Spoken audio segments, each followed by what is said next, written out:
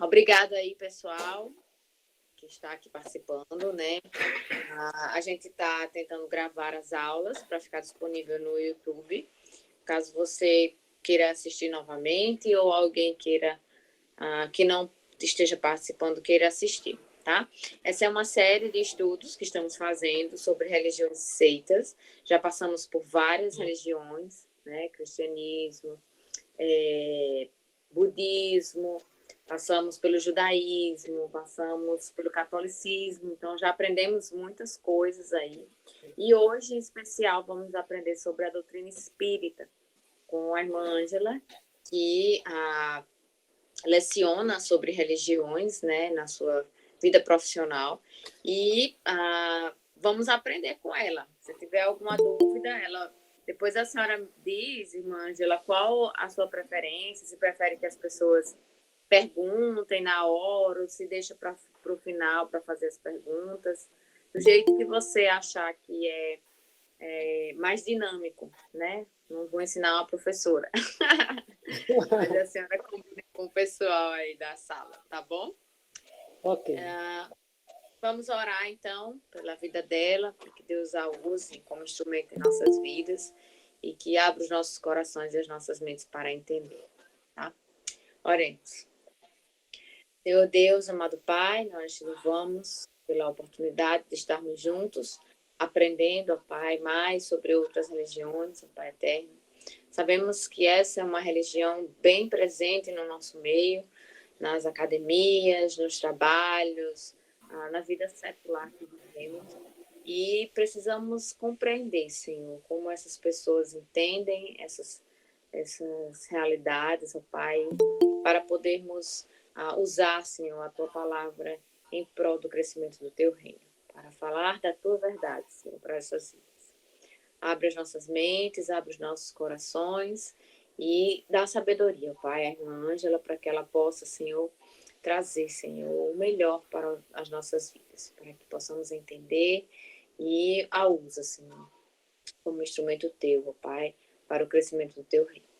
Cuida de nós nessa noite, nos dá uma noite de entendimento, de aprendizado, é o que nós te oramos e pedimos, em nome de Jesus.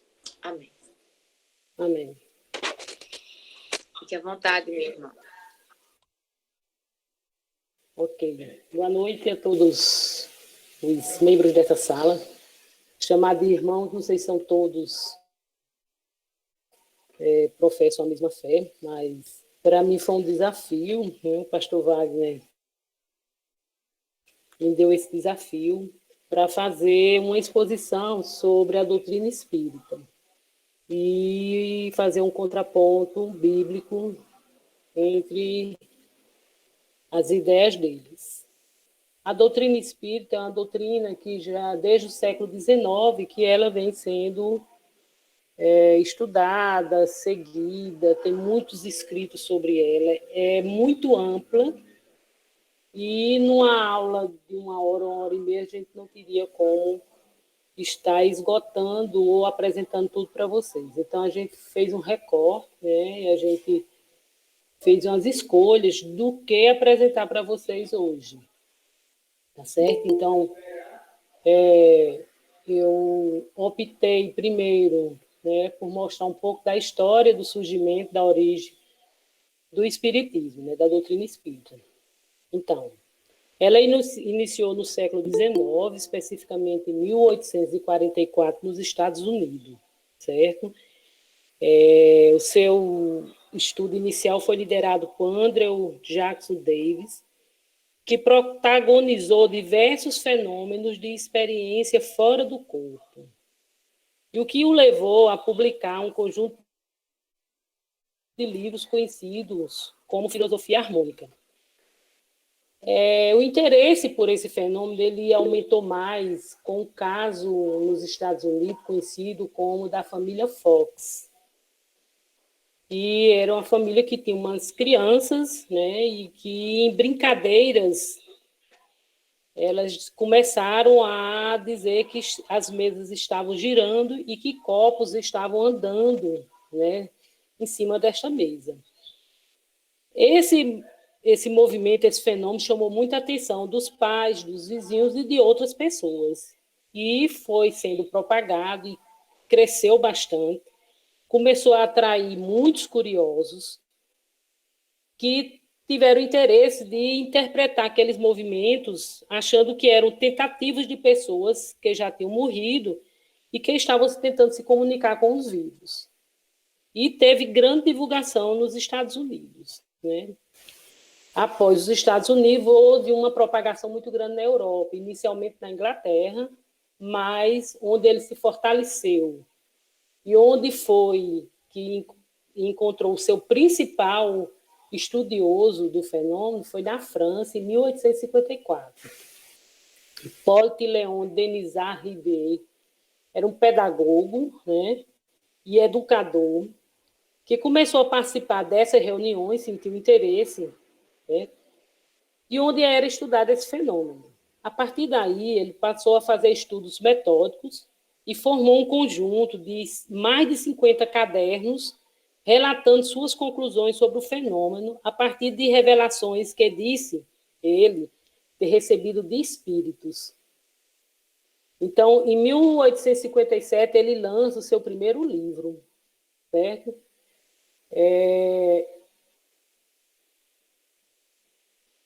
Ele lança o seu primeiro livro e onde ele assume o pseudônimo de Allan Kardec, que foi o Livro dos Espíritos. Por que ele assumiu o pseudônimo? Os estudos relativos a isso indicam duas coisas, né? Primeiro, porque ele já tinha trabalhos como pedagogo e educador e não queria vincular ao nome dele, e também porque achava que, como ele está recebendo esses ensinamentos a partir de espíritos, e que não eram ensinamentos próprios dele, mas recebidos de outros, ele não deveria assumir o nome dele. Aí ele assume o pseudônimo de Allan Kardec. Em 1858, ele fundou a Sociedade Parisiense de Estudos Espíritas.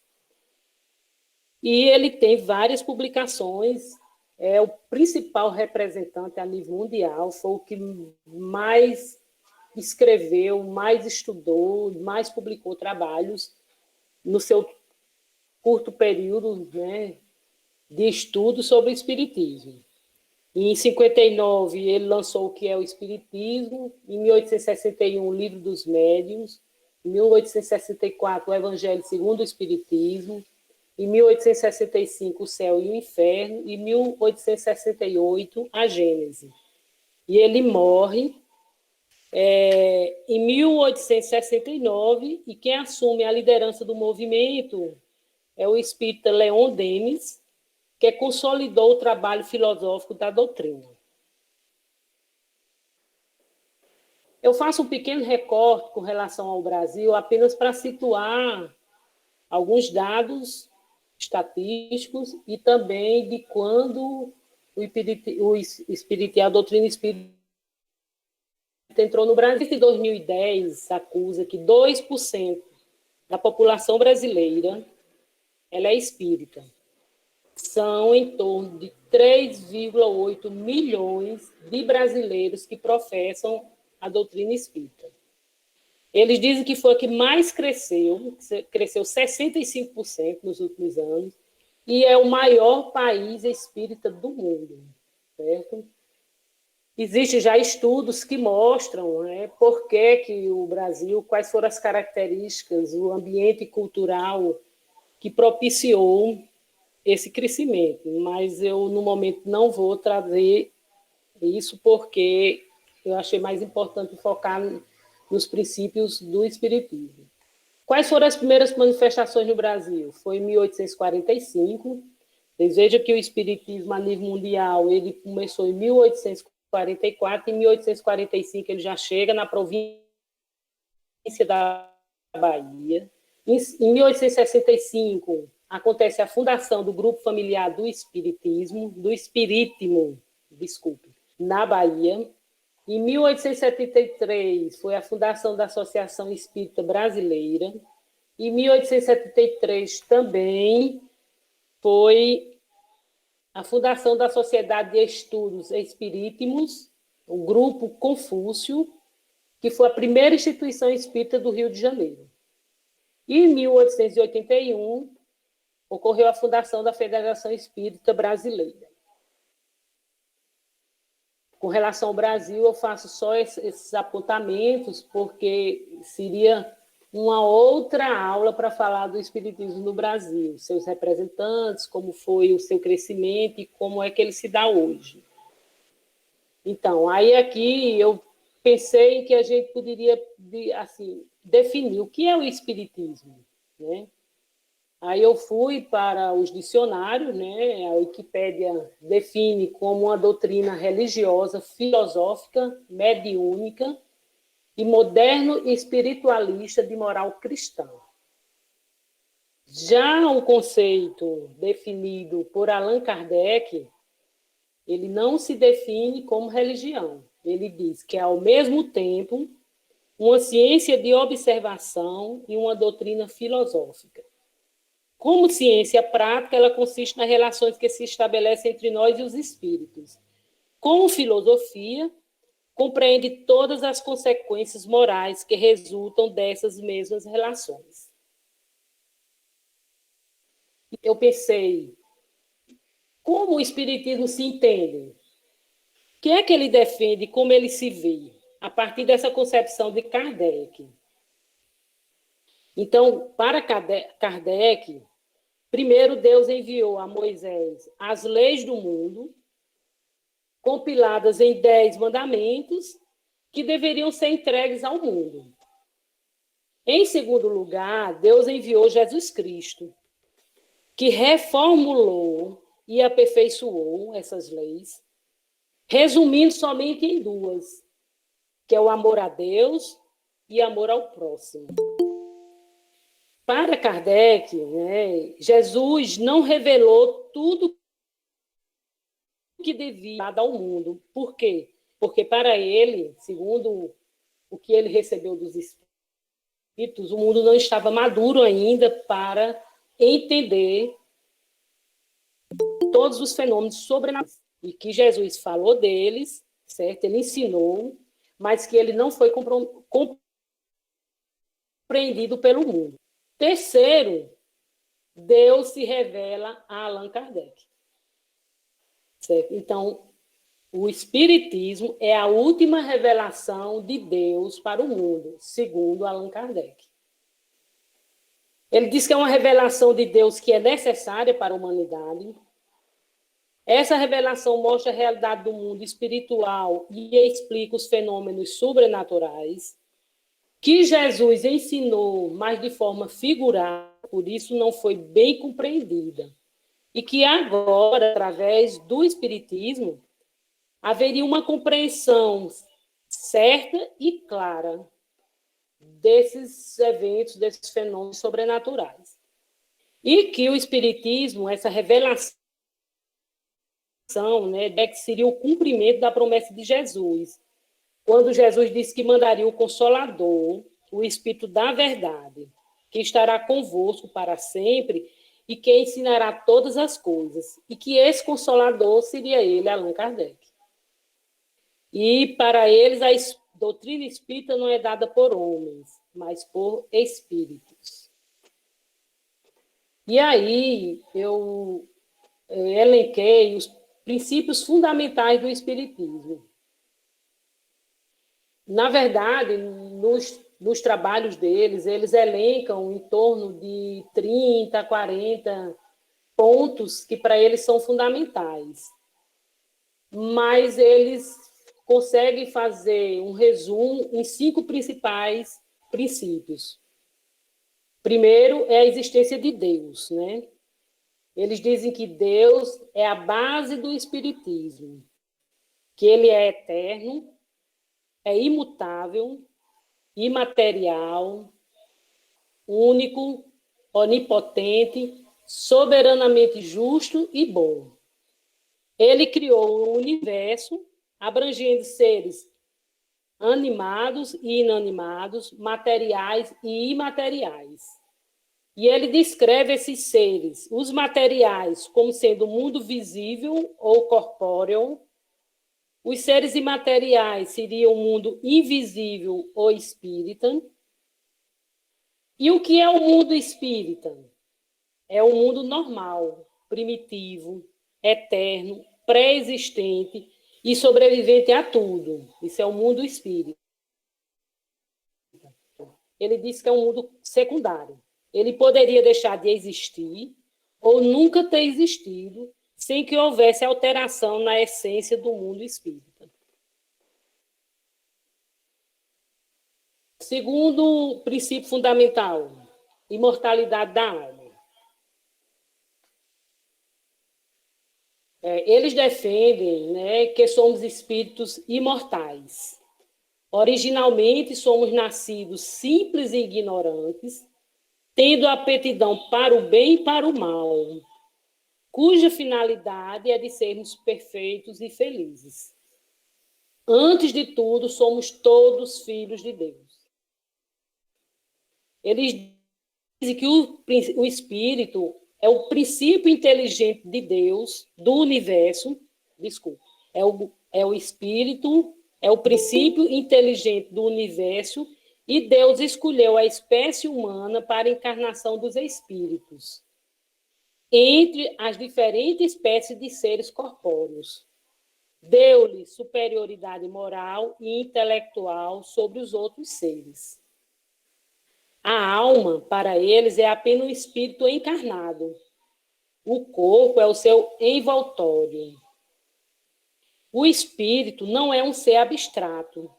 Para eles, é um ser normal, real, circunscrito, se torna apreciável pela vista, pelo ouvido e pelo tato. Os espíritos têm classes diferentes. Não são iguais, tanto no poder como na inteligência, no saber e na moralidade. Os de primeira ordem ou classe são os que eles consideram os espíritos superiores. Eles se distinguem dos outros por perfeição, conhecimentos, proximidade com Deus, pureza de sentimentos, por amor do bem. São os anjos ou os puros espíritos. Os de outras ordens ou classes, que eles dizem ditos inferiores, eles são distantes da perfeição. São categorias inferiores, contaminados por nossas paixões, o ódio, a inveja, o ciúme, o orgulho, e comprazem-se no mal. Classe dos espíritos estúrdios, que é a mesma coisa de desajuizados, ou levianos. Eles nem são bons, nem são maus. São perturbadores e encrenqueiros, mas não são perversos. São maliciosos e inconsequentes predominantemente. Eles dizem que os espíritos não ocupam a mesma categoria perpetuamente. Quer dizer, ele não permanece, nenhum espírito permanece perpetuamente numa categoria só dessas, né? Todos melhoram quando passam pelos diferentes graus de hierarquia espírita. Isso acontece através da encarnação, que é imposta como expiação ou como missão. A gente, quando for falar na parte da reencarnação, vocês vão entender melhor aqui. Através da vida material, prova que deve ser cumprida repetidamente, ele busca atingir a absoluta perfeição moral. E aí, na explicação melhor da reencarnação, vocês vão entender o que é isso, né? O terceiro princípio fundamental é a pluralidade das existências, que é aí onde a gente chega na questão da reencarnação, que é, eu acho que todo mundo que não sabe nem muito bem o que é o espiritismo, mas já ouviu falar no que seja a encarnação. Então, eles defendem que todos têm muitas existências, que a reencarnação é o mesmo que a ressurreição. A ressurreição que nós, cristãos, acreditamos, para eles não existe ressurreição.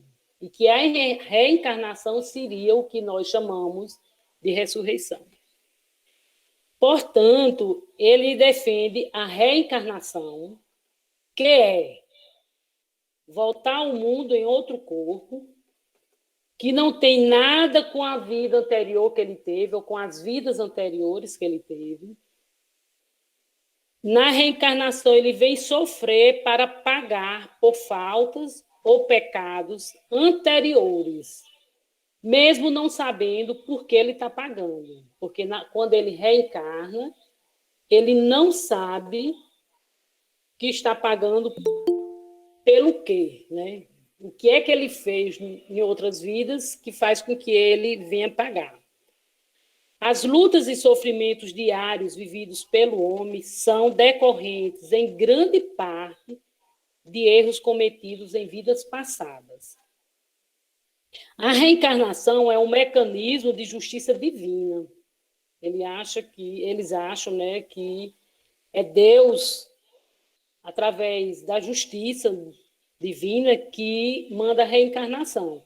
E diz que ela não premia nem castiga. E que cada pessoa é responsável pelos frutos que colhe, bons ou maus. E ele diz, né, que Jesus ensinou sobre a reencarnação, né, quando, em João 3, de 1 a 3, né, e em Mateus 17, de 11 a 13. Ele diz que Jesus ensinou, mas que não foi muito bem compreendido. Eu vou aqui ler João 3,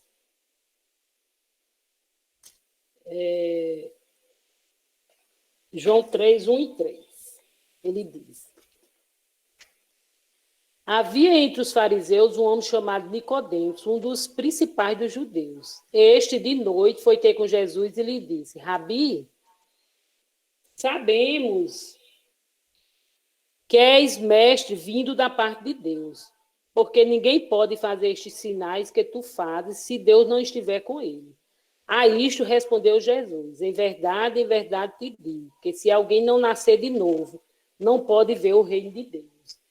Então, para eles, isso é o principal ponto, né, dito na Bíblia por Jesus, que indica que há reencarnação, quando ele diz que o homem tem que nascer de novo. O outro texto bíblico é em Mateus 17.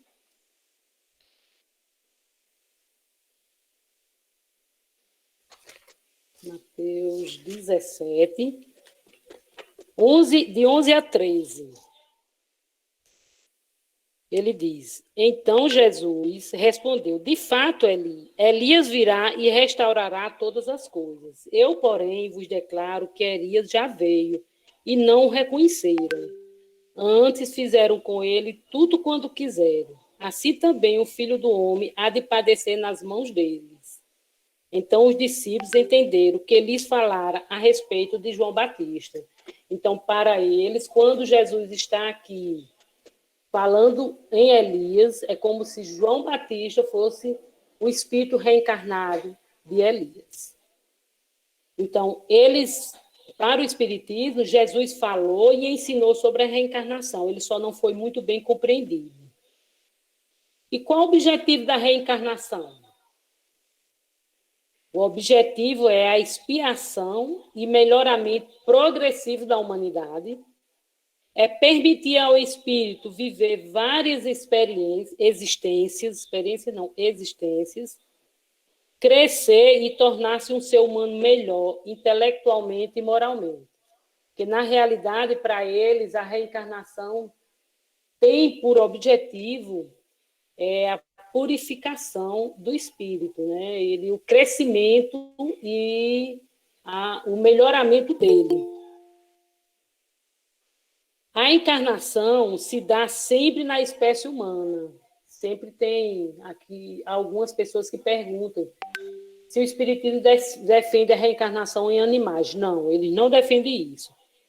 Eles dizem que as existências corpóreas elas são sempre progressivas, né? Não há regressão.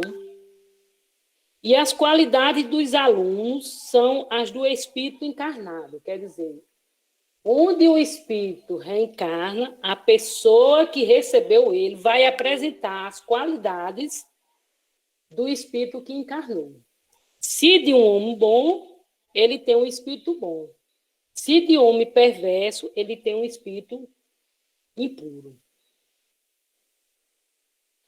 Ele diz que na volta ao mundo dos espíritos, que eles chamam desencarnado, né? Eles não costumam muito falar em morte. Ele diz, fulano desencarnou. Vai encontrar todos os que conheceu na Terra. Ele não sabe anteriormente quem era, mas ele tem registrado na memória todas as existências anteriores e lembra-se do bem e do mal que fez nas outras vidas. Os espíritos encarnados habitam os diferentes globos do universo. E aí a gente vai ter daqui a pouco outro princípio, onde vai falar na pluralidade dos mundos, das existências. Aí a gente vai entender melhor isso. Para eles, os pecados são pagos com sofrimento. Por isso, eles reencarnam. Tá certo? Então, eles não acreditam na salvação através de Jesus, entendeu? Mas a gente também vai ver isso mais na frente. Quando morre, o espírito fica vagando ao redor da família. E ele tem plena consciência de que morreu, vê e entende tudo o que está acontecendo e que tem desejo de se comunicar com a família.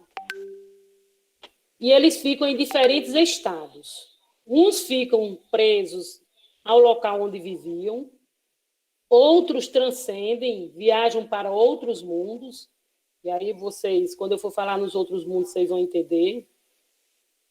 Os culpados ficam perambulando pelas trevas sem destino. Os maus são atormentados e têm remorso. E os rancorosos podem perseguir aqueles que lhe fizeram mal. Quer dizer, aqueles que eles acham que fizeram mal a eles, em busca de vingança. Eles oprimem as pessoas, eles subjugam e diz que chegam, às vezes, até a possuí-los. Isso é, gente, a partir da doutrina espírita. E eles defendem que é muito bom orar pelos espíritos, né? E eles precisam de oração, que são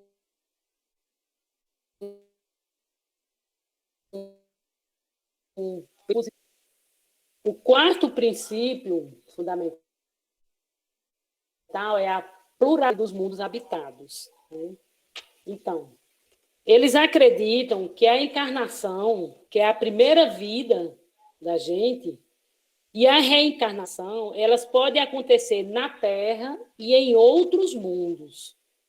Porque ele diz que acreditar que Deus criou só a Terra é duvidar que Deus é sábio, né? Justifica com o texto bíblico que está em João 14, 1 e 2. Vamos lá, João 14, 1 e 2. É um texto bem conhecido de nós cristãos.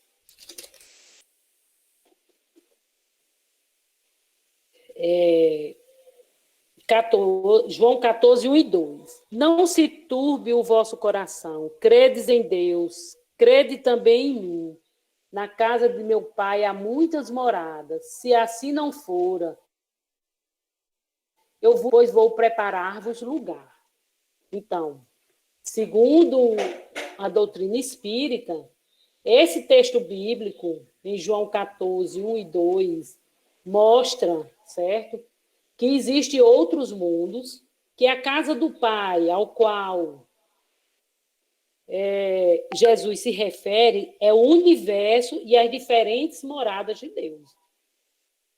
Eles defendem que a Terra é um mundo de categoria moral inferior. onde os espíritos passam por provas e expiações, uma vez que ainda existe um panorama de desamor e egoísmo, mas que está em fase de transição para um mundo regenerado.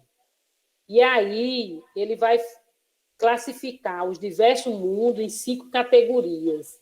Por isso que ele diz que a Terra é uma categoria moral inferior e que ela está em transição. Aí vocês vão... Desculpe, ainda... Então, ele classifica que a primeira categoria, que é o mundo primitivo, onde acontece a primeira encarnação humana. Ele vai dizer que a segunda categoria é o mundo de expiação e prova.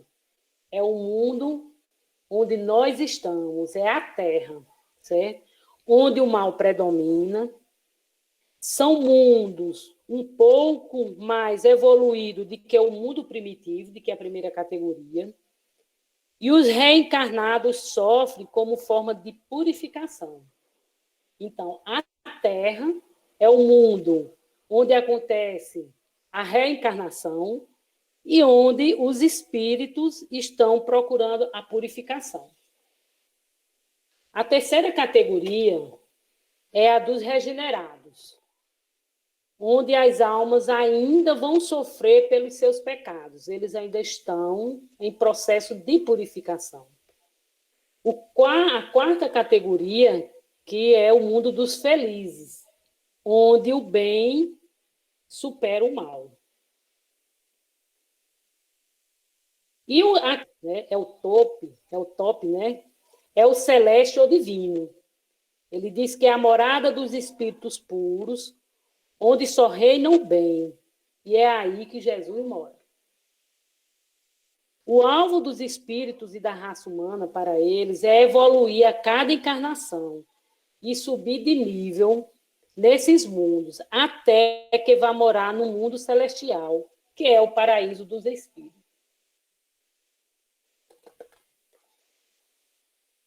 Quinto princípio fundamental do espiritismo: comunicabilidade dos espíritos.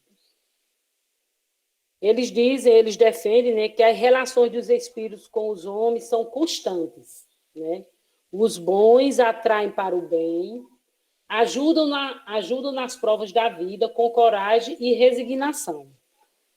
E que os maus impelem para o mal.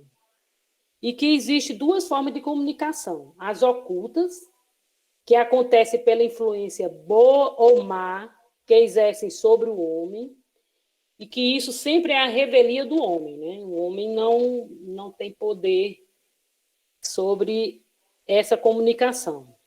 E as comunicações ostensivas, que são através da escrita, da palavra ou de outras manifestações materiais, através dos médiuns. E aí aparecem os famosos médiuns. Quem são os médiuns? São os intérpretes dos espíritos. Desculpe que aqui faltou botar espíritos. Os médiuns são os intérpretes dos espíritos. São agentes de Deus para trazerem novas revelações para a humanidade.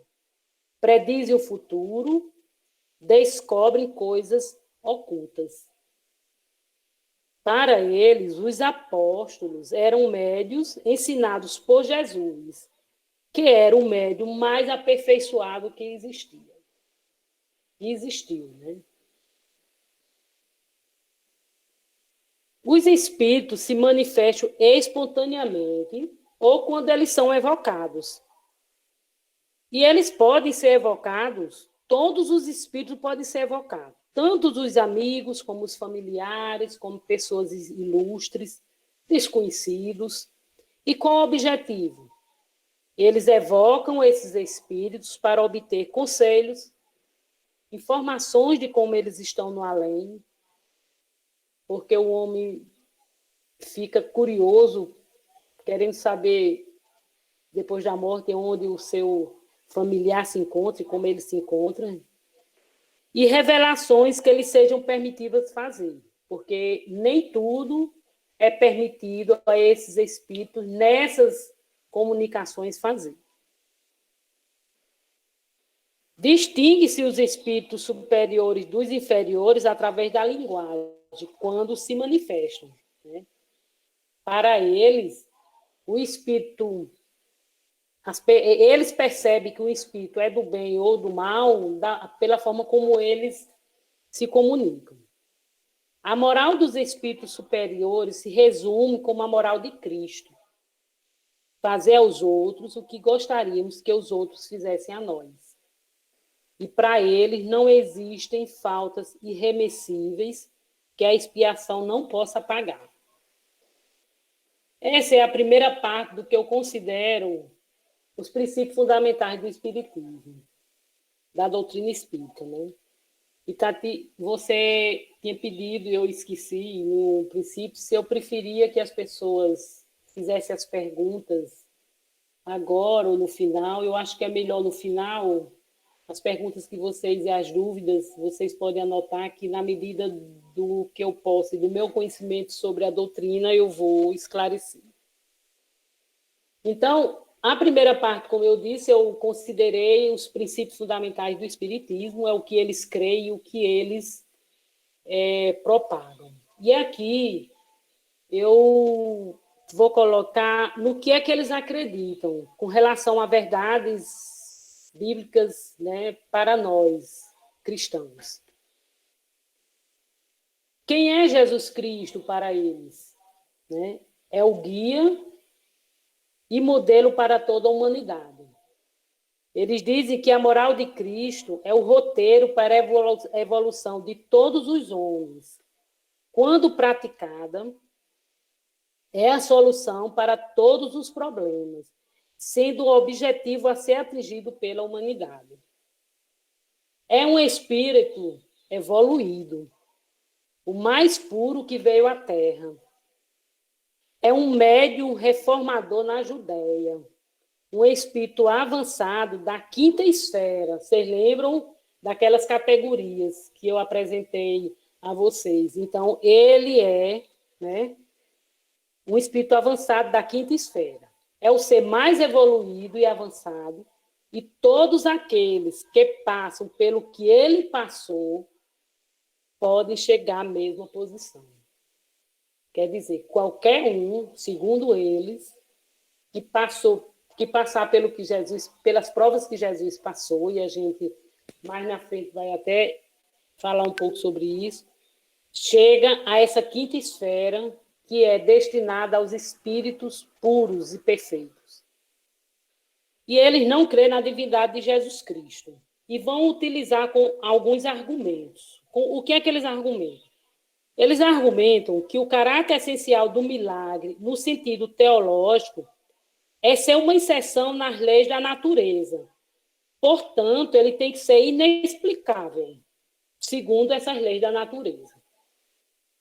E que, ao ser explicado, né, o milagre cessa. Ele só é considerado milagre se ele não tiver explicação a partir das leis da natureza. Portanto, para eles, as descobertas da ciência fizeram com que certos efeitos ditos como prodígios entrassem no domínio do natural.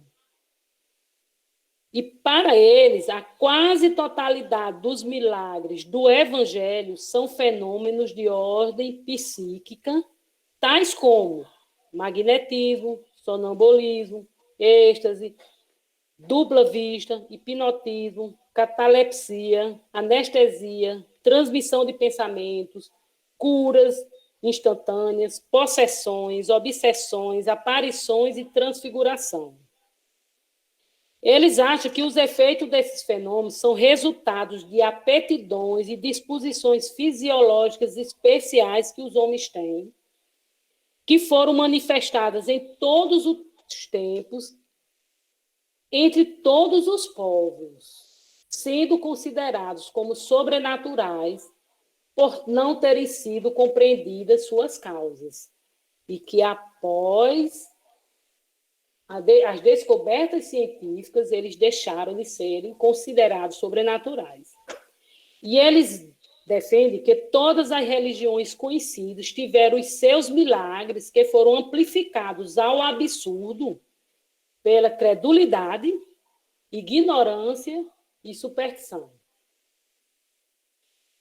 Que os conhecimentos atuais, né, da ciência reduziu esses fenômenos, né, tidos como milagres, ao seu justo valor, considerando-os como lendas. Que a maioria dos fatos que o Evangelho atribui a Cristo como sendo milagres já foi completamente demonstrado pelo magnetismo e espiritismo, que são fenômenos naturais. E que, portanto, é necessário riscar os milagres como prova da divindade de Jesus. Então, esse é o principal argumento para eles não acreditarem na divindade de Jesus. É que os milagres que foram feitos por Jesus, eles têm uma explicação científica.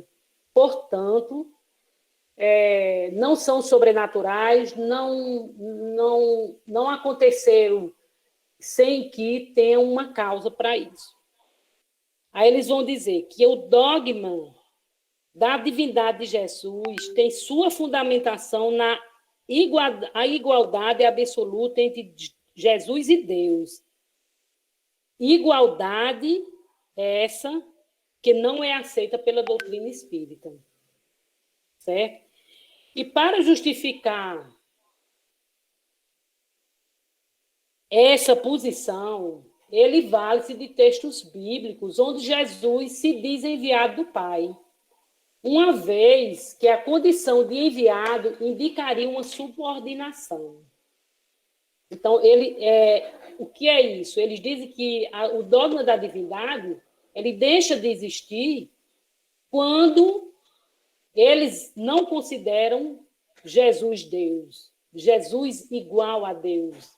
Eles acham que Jesus ele é inferior a Deus, ele está numa posição de subordinação. E aí eles utilizam textos bíblicos também, que eu vou ler só o que está em João 7, 16 a 18. Ele cita diversos textos bíblicos onde Jesus está dizendo que é enviado, que é filho. 7, 16 a 18. Responderam Jesus: o meu ensino não é meu, e sim daquele que me enviou. Se alguém quiser fazer a vontade dele, conhecerá a respeito da doutrina, se ela é de Deus ou se eu falo por mim mesmo. Quem fala por si mesmo está procurando a sua própria glória, mas o que procura a glória de quem o enviou, esse é verdadeiro, e nele não há injustiça. E aí ele vai também usar o trecho de Mateus 24, 35 a 36, Marcos 13, 32, onde para eles é aí que Jesus está demonstrando a sua subordinação a Deus. Então, se ele é subordinado, ele não é Deus. Então, ele não é igual a Deus. Outro ponto que eu quero também falar sobre a salvação. O que é a salvação para eles, né? A salvação é entendida como uma evolução espiritual que depende exclusivamente da pessoa. Que a salvação acontece através do trabalho de amor e caridade. E aí é um lema que existe na doutrina espírita, que eu acho que é uma das coisas que também todo mundo conhece, assim como a reencarnação, é que fora da caridade não há salvação. Isso é um lema deles e eles acreditam nisso. Eles creem no ato de fazer o bem como forma de melhorar o estado espiritual, sendo a caridade muito valorizada.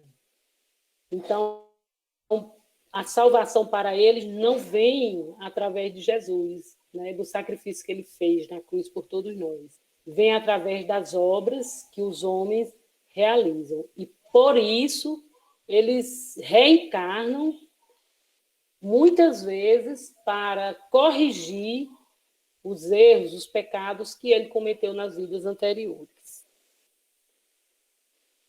E aí eu boto assim, quais são as verdades bíblicas que eles negam, né? eles negam a existência do diabo, né? Ele diz que é apenas a personificação do mal no universo. Para eles, demônios não existem. São espíritos desencarnados maus, almas de homens perversos, que ainda não se livraram dos instintos materiais. Quer dizer, são aqueles espíritos maus que ainda não se purificaram, que não se arrependeram do que fizeram para depois voltar a reencarnar. E tem as grandes verdades bíblicas, né, as doutrinas bíblicas que são ignoradas por eles, que são os milagres de Jesus, que eu já falei anteriormente, seu nascimento virginal, sua morte na cruz, sua ressurreição dos mortos, já que eles não acreditam em ressurreição, e sim reencarnação, sua intercessão pelos seus, ele não tem poder divino para interceder, não acreditam na sua segunda vinda, não acreditam no mundo vindouro, no relato da criação, não acreditam na queda, na redenção, nem a pecaminosidade inata do homem. E para eles não existe inferno. Inferno é o sofrimento que um espírito experimenta depois de morto e que dura somente o tempo que ele leva para se arrepender e se reencarnar. Certo? Então, essas são verdades bíblicas que o Espiritismo nega. Eles dizem acreditar na Bíblia, certo? Mas, na realidade, a Bíblia, em toda a sua doutrina, é deixada de lado por eles. E agora eu vou fazer um contraponto bíblico, né? Tentar. É muita coisa que o Espiritismo prega, que a doutrina espírita prega, defende, muita coisa que eles negam com relação ao pensamento bíblico, e não dava para a gente, numa aula dessa, abarcar tudo. Então, eu fiz uma escolha de 5 pontos, onde a gente vai estar fazendo um contraponto bíblico. Primeiro ponto, eu botei a questão da encarnação, né? Que a Bíblia diz que o homem morre uma única vez. Em Hebreus 9, 27, e é assim, e assim como aos homens está ordenado morrer uma só vez, vindo depois disto o juízo. Então, a Bíblia, já em vários textos dela, está dito, está testemunhado que não existe mais do que uma morte. Não existe reencarnação. A gente morre somente uma vez. Se o homem é aperfeiçoado pela reencarnação, isso quer dizer que o sacrifício de Cristo foi em vão, né? Como em Hebreus 10 e 14, porque com uma única oferta aperfeiçoou para sempre quantos estão sendo santificados. Então, assim, Jesus morreu em vão, né? O sacrifício que ele fez, de que valeu? E a Bíblia diz que não há segunda chance, né, depois da morte. Ou é céu, ou é inferno. E em Lucas 16, eu vou trazer esse texto, em Lucas 16, no versículo do 24 ao 26, a gente tem a história de Lázaro e o rico, né? Peraí. Lucas 16. Do 24 ao 26. Que todos nós, também cristãos, conhecemos, né? Então, clamando, disse: Pai Abraão, tem misericórdia de mim e manda Lázaro que molhe em água a ponta do dedo e me refresque a língua, porque estou atormentado nesta chama. Disse, porém, Abraão: Filho, lembra-te de que recebeste os teus bens em tua vida, e Lázaro igualmente os males. Agora, porém, consolado, tu em tormentos. E, além de tudo, está posto um grande abismo entre nós e vós, de sorte que os que querem passar daqui para vós outros não podem, nem os de lá passar para nós. Então, assim, a salvação, né, ela é aqui e agora. Não existe segunda chance. Ou você é salvo através de Jesus Cristo e vai para o céu, ou você vai para o inferno. O segundo ponto, que é a consulta aos mortos, né? A comunicação entre os mortos, ela é proibida por Deus.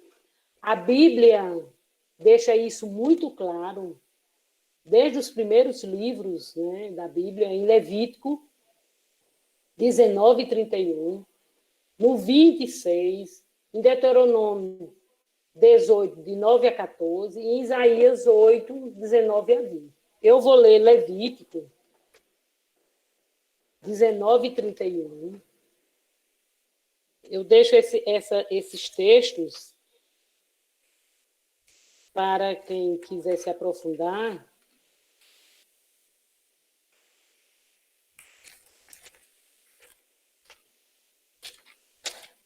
Levítico 19.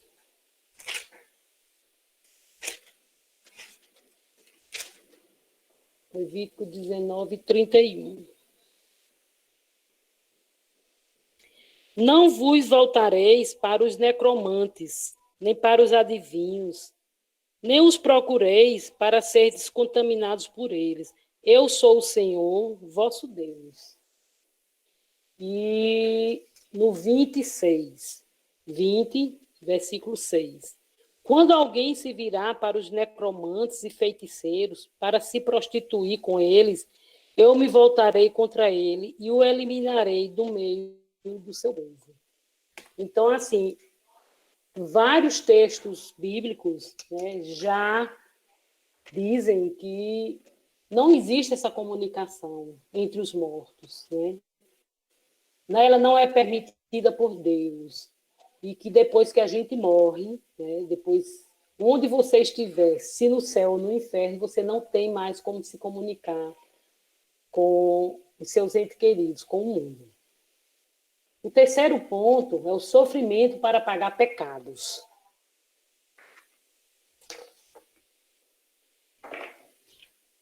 E aí, nós temos também vários textos bíblicos, em Hebreus 9:22, né, em que diz que os nossos pecados eles foram pagos por Cristo na cruz. Né? E diz, sem derramamento de sangue não há remissão dos pecados. Foi Jesus que derramou seu sangue puro por nós. Em 1 Coríntios 15, a parte 3b, que Cristo morreu pelos nossos pecados, segundo as Escrituras.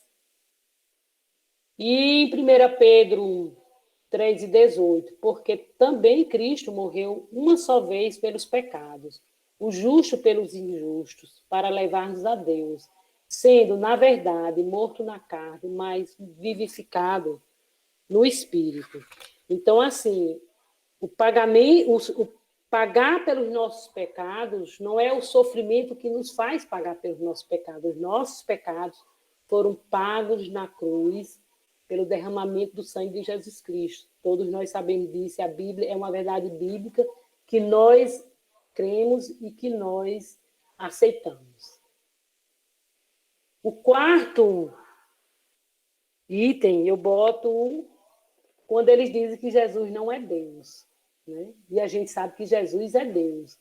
E aí tem vários textos bíblicos que eu faço referência aí, e que eu vou também citar só o João 1, de 1 a 3, que são vários textos, e fica para a leitura da gente depois.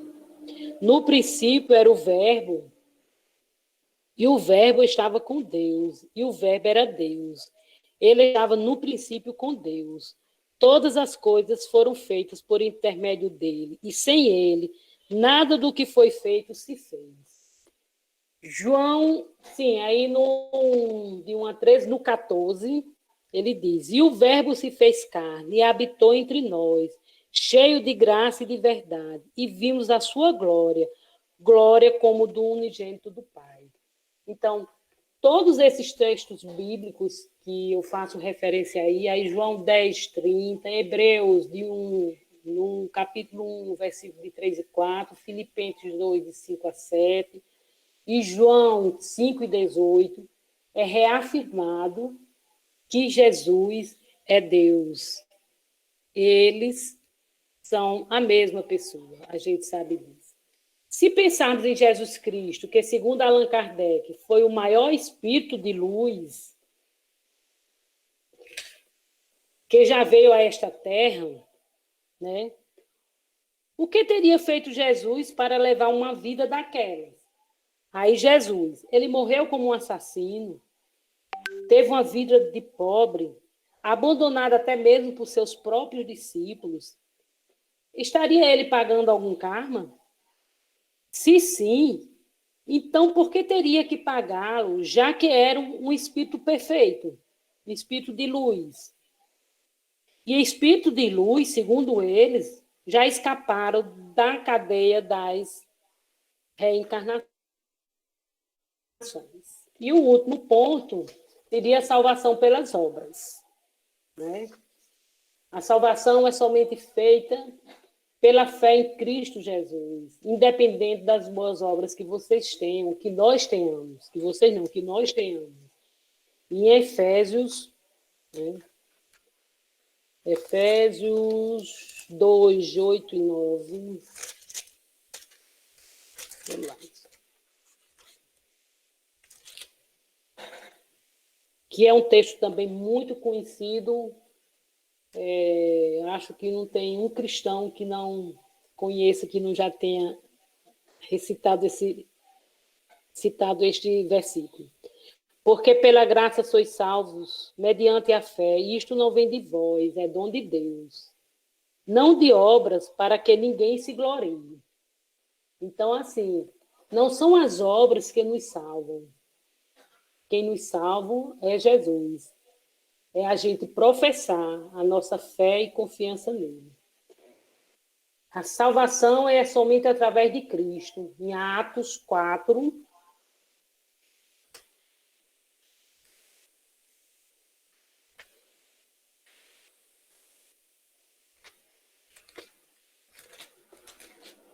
Atos 4, 8 e 9. Então Pedro, cheio do Espírito Santo, lhe disse: autoridades do povo e anciãos, visto que hoje somos interrogados a propósito do benefício feito a um homem enfermo e do modo por que foi curado, tomai conhecimento, vós todos, e todo o povo de Israel, de que, em nome do Senhor Jesus Cristo, o Nazareno, a quem vós crucificaste, e a quem Deus ressuscitou dentre os mortos, sim, em seu nome, é que está curado perante vós.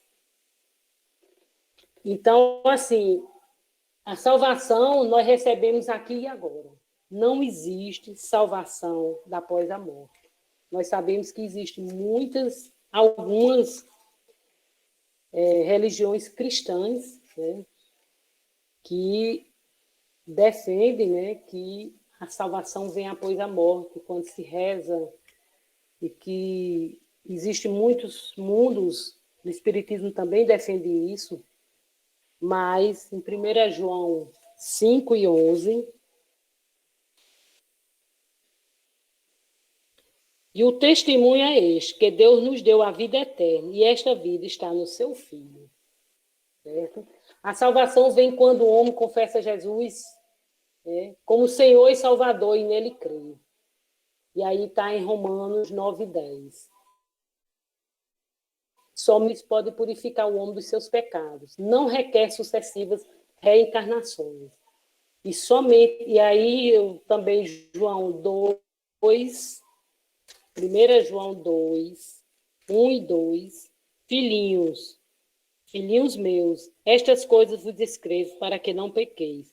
Se todavia alguém pecar, temos advogado junto ao Pai, Jesus Cristo, o justo. E ele é a propiciação pelos nossos pecados, e não somente pelos nossos próprios, mas ainda pelos do mundo inteiro. Somente Jesus leva o homem a Deus. Gente, isso era o que eu queria trazer para vocês. Espero que tenha contribuído e trazido alguma coisa importante para vocês. Obrigado pela atenção e ao pastor Wagner pelo convite e pelo desafio que foi. Sim, me desculpe aí, eu esqueci de apresentar no final as referências dos meus estudos. As referências e consultas que eu fiz para poder preparar esse estudo para vocês.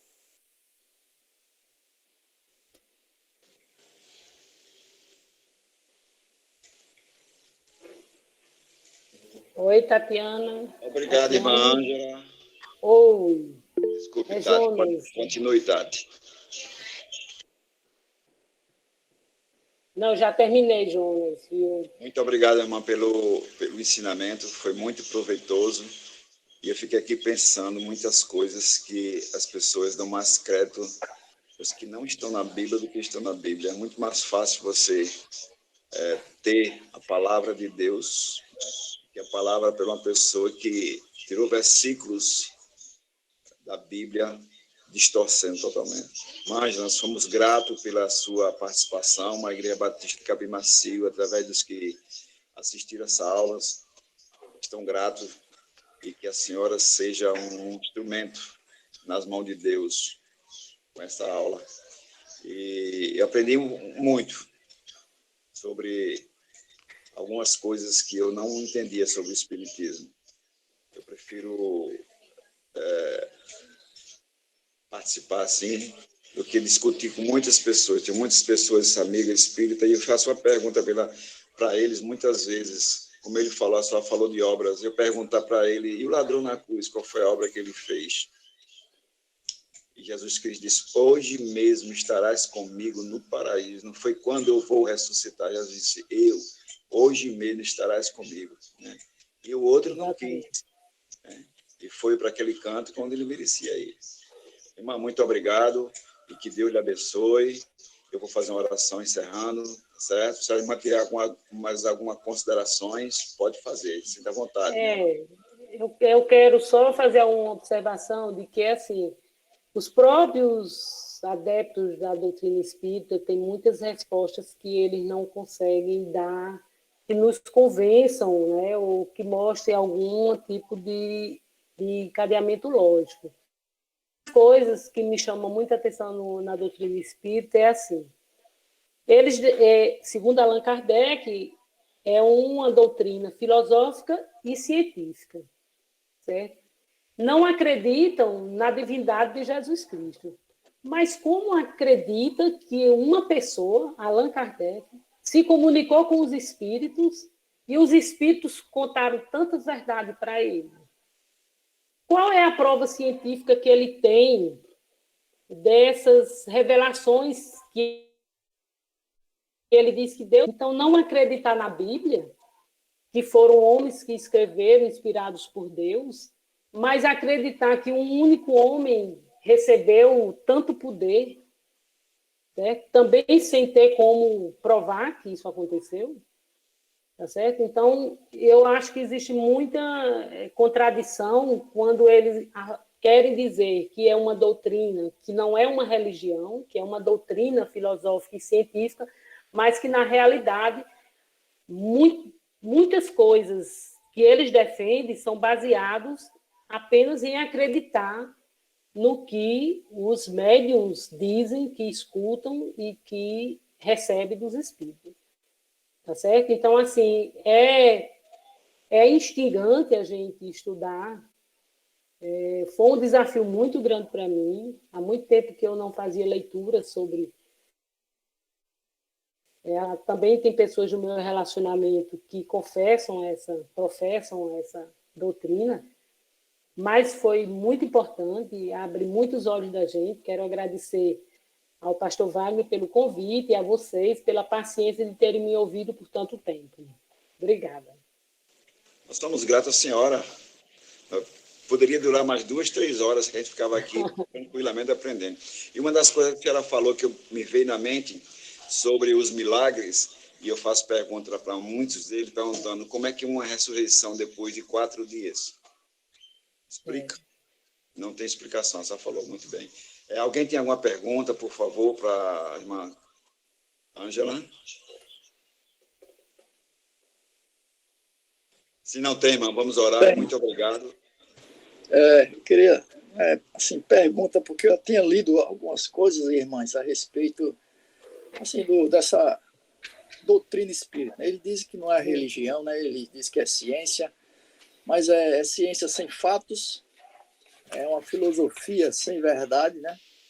A religião sem Cristo e sem salvação. Então, uma coisa que começa por fraude, como é que isso perdura tanto tempo, né? A gente só vê a ação de Satanás cegando o entendimento das pessoas para que não crê, na verdade, o evangelho.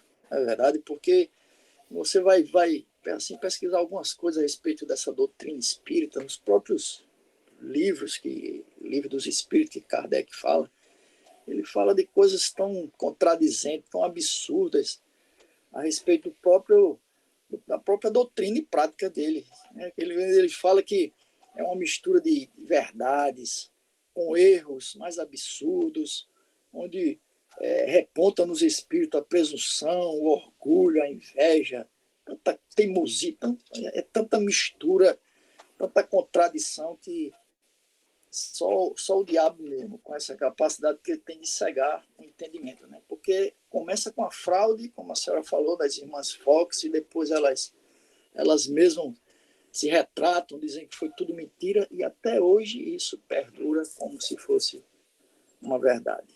Religião é a religião sem Cristo e sem salvação. Né? Para mim, não. Se for ciência, é ciência sem fatos, filosofia sem verdade. Então, foi muito bom também ouvir e poder lembrar de algumas coisas que a gente já tinha lido. Né? Não tem como conciliar, né? O verdadeiro cristianismo com o espírito. É verdade. Não, porque eu já vi muitas pessoas se dizem católicas e abraçam a doutrina espírita. Né? Tem como você conciliar cristianismo verdadeiro com o espiritismo? Não tem. Uma senhora deu tantos exemplos aí, é tanta contradição. E não é impossível. Obrigado pelas explanações, irmã. Irmã, já tem algumas perguntas no chat. Se você puder dar uma olhadinha para responder. Posso.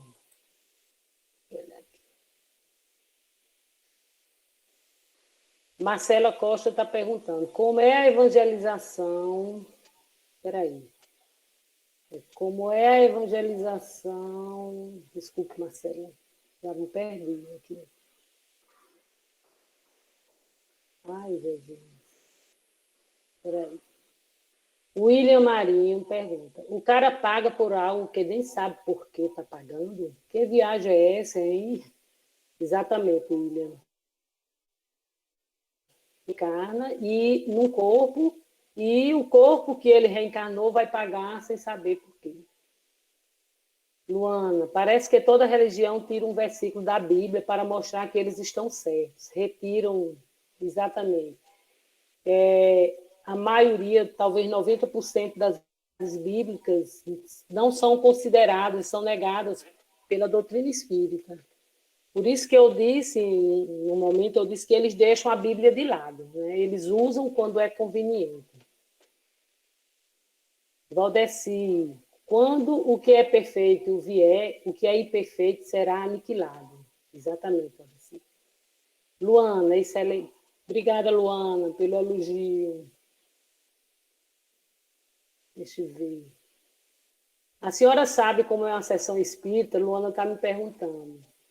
Luana, eu tenho relatos, eu tive uma vizinha minha, quando eu morei em Pau dos Ferros, que ela pregava, porque ela já faleceu há pouco tempo, inclusive, e eu fazia uma caminhada de manhã com ela, e ela sempre ia relatando, né, dizendo como era, mas dizer a você realmente como acontece... Eu nunca participei de uma, né? Tenho esses relatos de pessoas que já foram, pessoas amigas minhas, Existem formas diferentes, né? Depende do objetivo que eles tenham, pelo que eu entendi nesses relatos deles, entendeu? Mas é só. A coisa mais específica de como funciona essa sessão espírita, eu sei assim, que eles não têm líderes como as religiões cristãs têm, né? Nós, evangélicos, temos pastores, diáconos, eles não têm culto, eles não têm nenhuma prática celebrativa, entendeu? De pregação e de divulgação.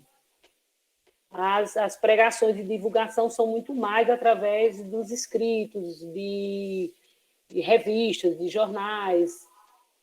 Marcela está perguntando a mesma coisa, como são as reuniões e os centros espíritas. Realmente, Marcela, eu sei muito pouca coisa como se dá essas reuniões, tá certo? Como é a evangelização ou catequese de jovens, crianças e bebês no espiritismo?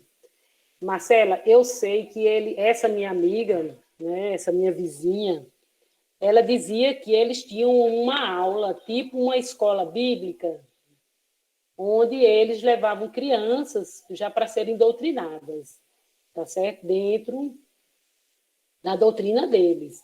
Ela dizia que, se eu não me engano, inclusive, não sei se era no sábado pela manhã ou se era no domingo pela manhã, mas para crianças. A evangelização ou catequese de jovens, ela não se dá como se dá a evangelização nas religiões cristãs, entendeu? Eles não têm culto, eles têm ciclo de estudos bíblicos, né? De estudos da doutrina. Mas cada centro espírita, que existe uma enormidade de centros espíritas espalhados pelo Brasil, eles desenvolvem os estudos deles e convidam pessoas para participar. Isso é o que eu sei. Eu nunca realmente fui nunca tive uma experiência mais concreta. Karine, os espíritos acreditam que o espírito de uma pessoa não pode retroceder para um animal, mas os espíritos animais podem evoluir para um humano? Não. Assim, pelo que eu entendi nas leituras que eu fiz, Karine, não existe espírito humano e animal, nem o animal ele é. Se não existe reencarnação de espírito em animal, os animais eles não têm espírito. Então, não pode haver evolução de animal para homem, segundo o Espiritismo. Assim, pelo que eu li deles. Marlete, amiga Marlete, obrigada pelo elogio. Bom te ver também. Os espíritos têm reuniões para estudo bíblico, chamado de mesa branca. Olha, parece-me, Raquel, que há uma diferença entre estudos bíblicos e as sessões de mesa branca, tá certo? Eles se reúnem para fazer os estudos dos textos, da doutrina, mas eles têm reuniões específicas para receber os espíritos, para fazerem as psicografias, tá certo? Eu tenho uma pessoa de minha família que tem uma amiga que todos os anos, no aniversário dela, ela que é líder de um centro espírita, ela faz uma sessão, certo? Em comemoração ao aniversário dela, e várias pessoas vão, e lá eles se reúnem e fazem esse tipo de mesa branca para receber os espíritos, as mensagens que os espíritos vão mandar para os familiares. O espiritismo não dá certeza, não tem coerência, não oferece segurança. Exatamente, Jacó. É o que eu sinto dentro da doutrina espírita. Eles não conseguem, muitas coisas eles não conseguem explicar logicamente, racionalmente, já que eles dizem que é uma doutrina filosófica e de cunho científico também, mas eles não conseguem mostrar que esses eventos e essas comunicações eles têm um sentido lógico. Luana, essas reuniões são realizadas na casa das pessoas ou tem um local específico? O espiritismo, a doutrina espírita kardecista, que foi essas ideias que eu trouxe para vocês, normalmente eles têm um centro espírita, uma casa, um local, um espaço físico bem estruturado, onde as reuniões acontecem ali, tá certo? Eles não fazem particulares na casa das pessoas, não, sabe, Raquel? Pelo menos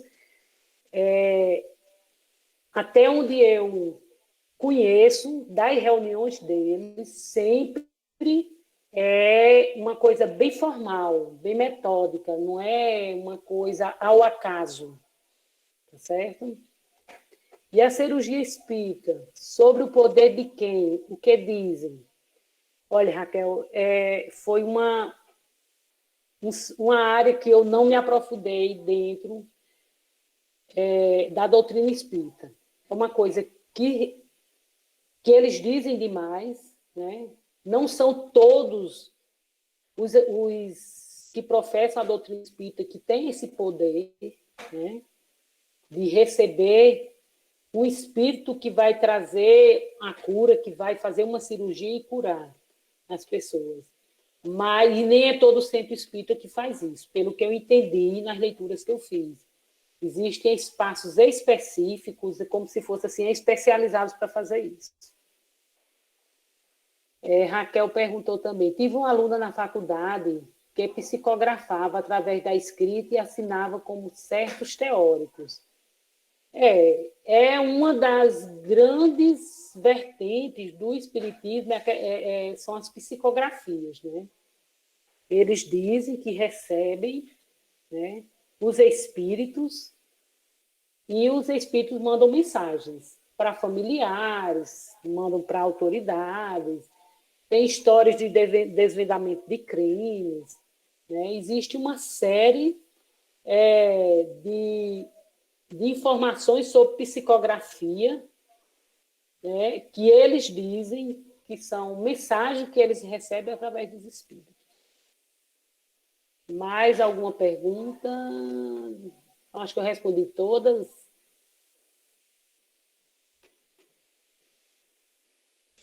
Obrigado, irmã Raquel. E vamos orar, porque... Ângela, Raquel aqui, ela apareceu, não, porque apareceu na minha tela Raquel aqui. Não tem problema não, João. Mas o nome é Ângela mesmo, Cristina. Vamos orar que meu celular está descarregando, acho que vai terminar a oração descarregando. Muito obrigado, minha irmã, que Deus lhe abençoe, tá? Seja um instrumento na mão de Deus. Amado Deus e Pai, nós somos gratos a Ti, Senhor, pela Tua palavra que está revelada em nós. Podemos abrir e estudá-la. É a única regra de fé e prática que nós temos em nossas vidas. Obrigado pelo perdão de Jesus Cristo, pelos nossos pecados, pela salvação através de Cristo Jesus. Quero neste momento agradecer pela nossa irmã Ângela, pelos ensinamentos, que eu possa cada dia mais abençoá-la, que ela possa ser um instrumento, Senhor, nas Tuas mãos. Obrigado, meu Deus, por esta noite. Abençoa todos aqueles que participaram, aqueles que não participaram também. Essa programação está sendo gravada. Se alguém sentiu o desejo de querer estudar, querer participar, mesmo gravando, eu oro e agradeço por tudo. Em nome de nosso Senhor e Salvador Jesus Cristo. Amém. Amém. Boa noite a todos.